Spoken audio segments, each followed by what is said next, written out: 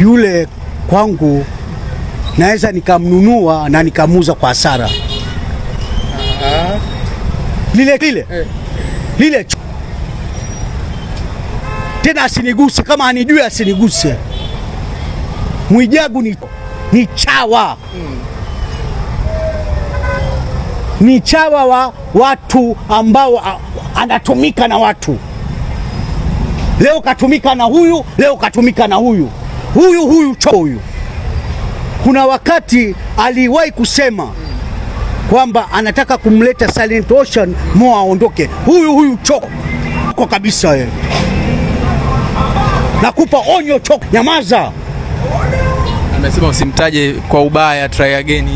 Bado anamhitaji ndani ya Simba. Try Again babake Try Again. Ana uhusiano gani na Try Again? Kwanza huyu hata kaja wanachama hana. Huyu hata kaja wanachama hana. Tuendelee. Lakini yeye amesema Try Again anaitakia mema Simba. Sikiliza niwaambie wana Simba kwanza, huyu kaja hana. Huyu hana mamlaka kuiongelea Simba. Akome kabisa. Na asilete taharuki katika Simba yetu.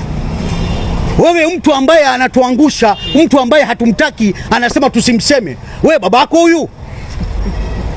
huyu babako tusimseme? Au una maslahi gani kwake?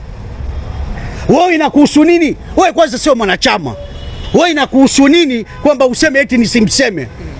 Chunga wewe choko. Usinichokoze.